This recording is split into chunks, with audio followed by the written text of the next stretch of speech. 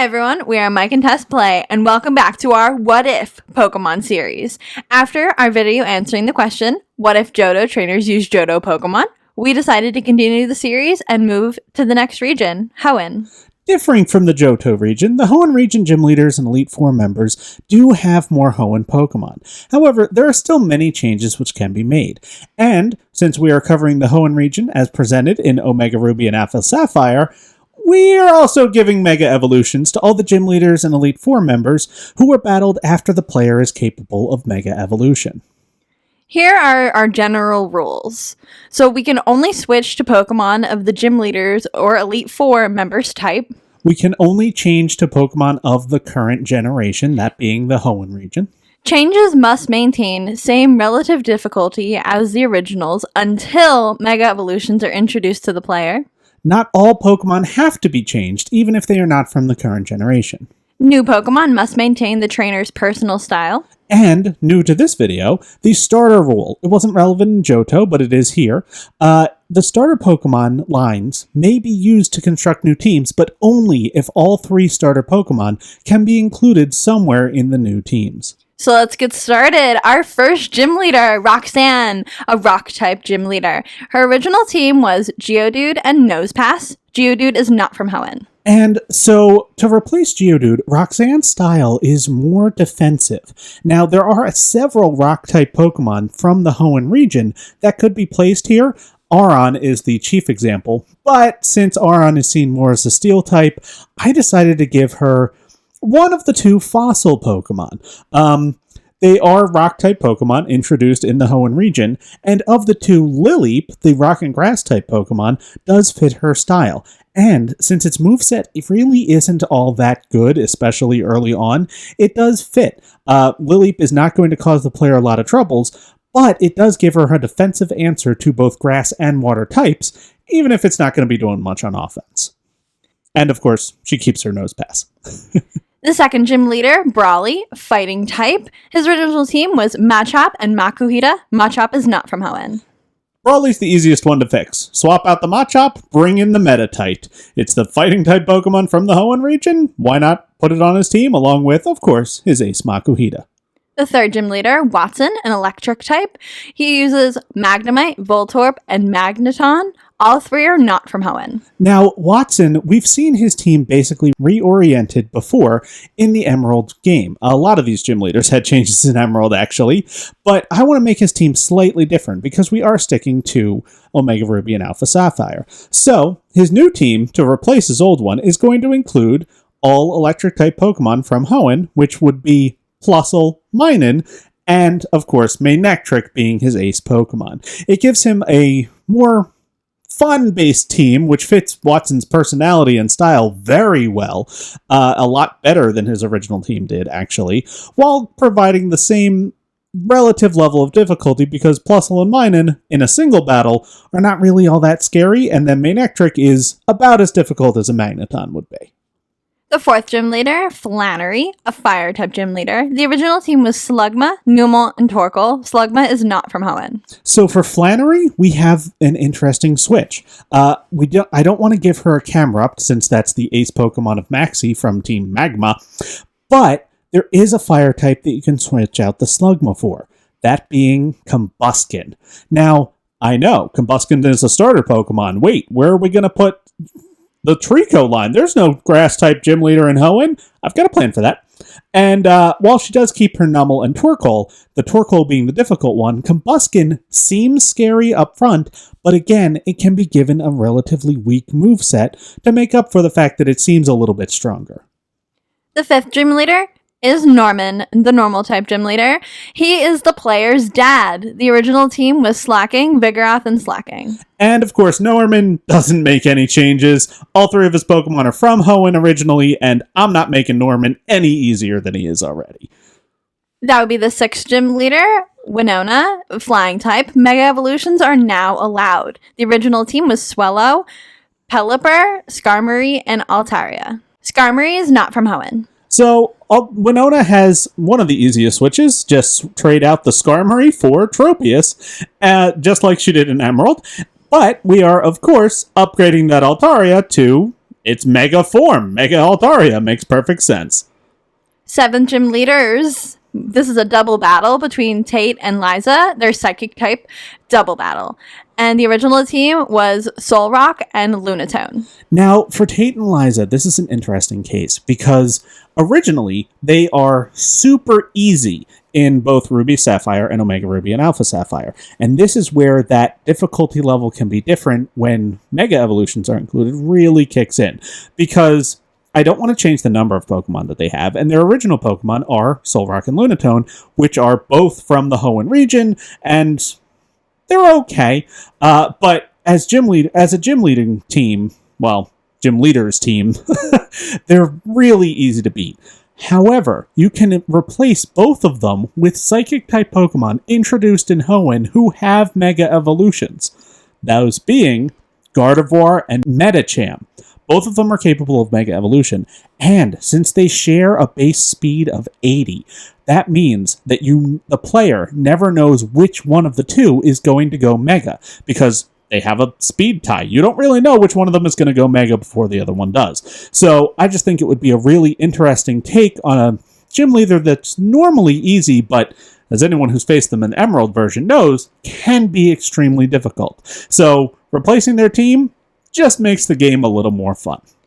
And the 8th gym leader, Wallace, Water-type Pokemon gym leader. The original team was Luvdisc, Whiscash, Celio, Seeking, and Milotic. Seeking is not from Hoenn. So Wallace is another interesting one. Even though the only Pokemon not on his team that isn't from Hoenn is Seeking, he's actually getting a few replacements in order to make him a more difficult gym leader and to not conflict with other people that are going to be covered down the line.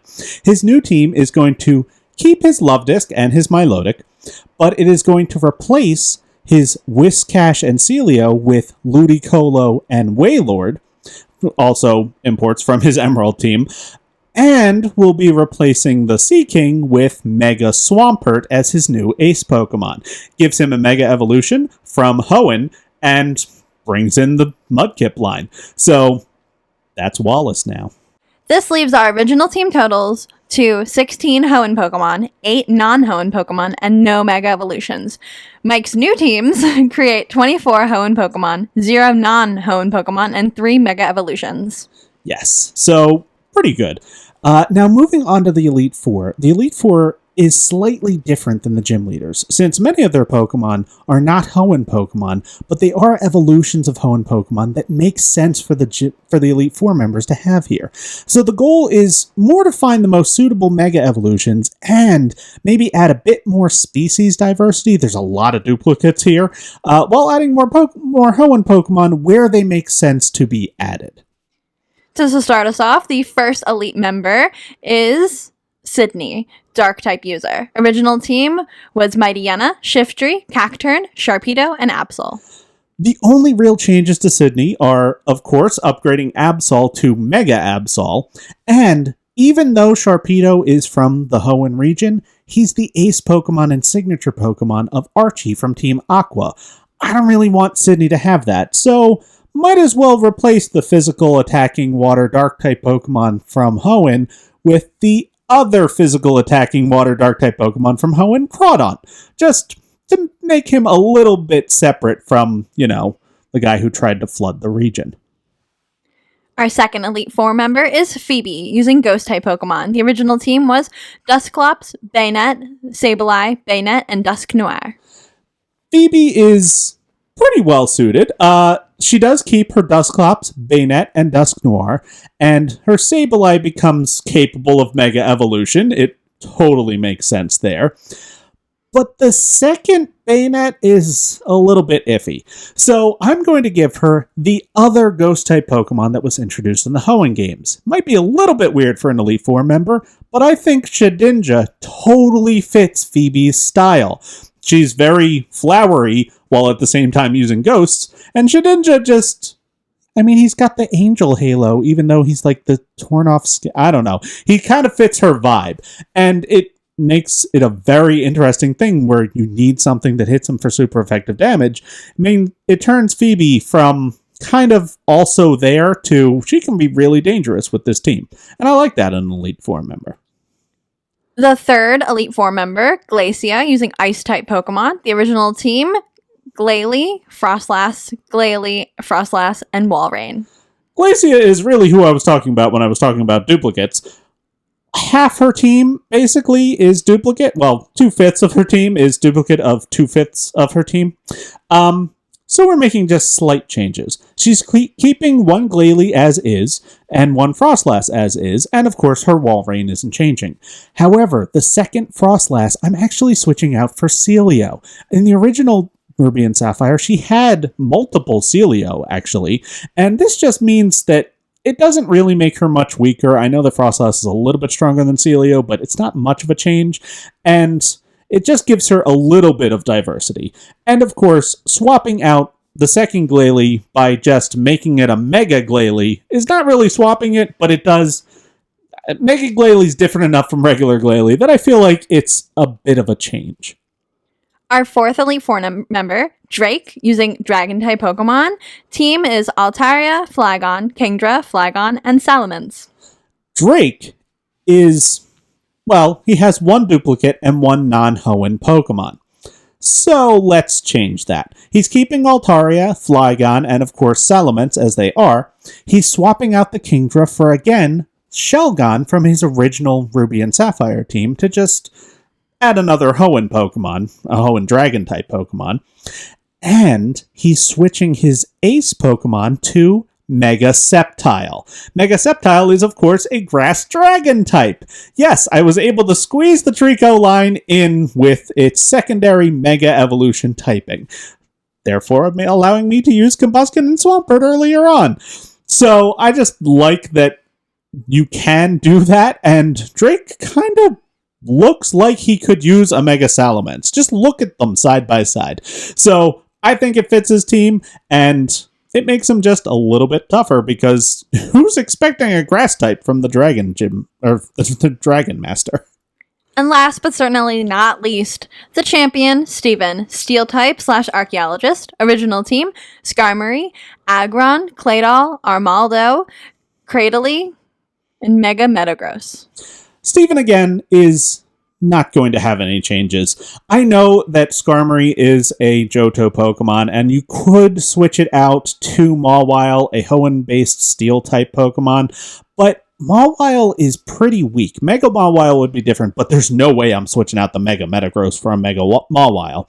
And really, he is seen flying during the actual course of the game, so he needs a flying-type Pokemon, and Skarmory is the only steel flying type available. You could also trade out Claydol, Armaldo, or Cradily, but since Steven is portrayed as an archaeologist, it makes sense that he has the two fossil Pokemon, and Claydol is definitely tied to archaeological things in the Hoenn region, and it gives him a little bit of diversity and makes him tougher. So I'm definitely not switching that out. And that brings our Elite Four totals from an original team of 21 Hoenn Pokemon, 5 non-Hoenn Pokemon, 4 duplicate Pokemon in total, and 1 Mega Evolution, to a new totals of 23 Hoenn Pokemon, 3 non-Hoenn Pokemons, only 1 duplicate, but it is a Mega Evolution, so slightly different, and 5 Mega Evolutions in total. If you want to see more in the series, please like and subscribe, because we love making them just as much as you love watching them. So thank you so much for watching. And join us potentially next time for what we do in the Sinnoh region.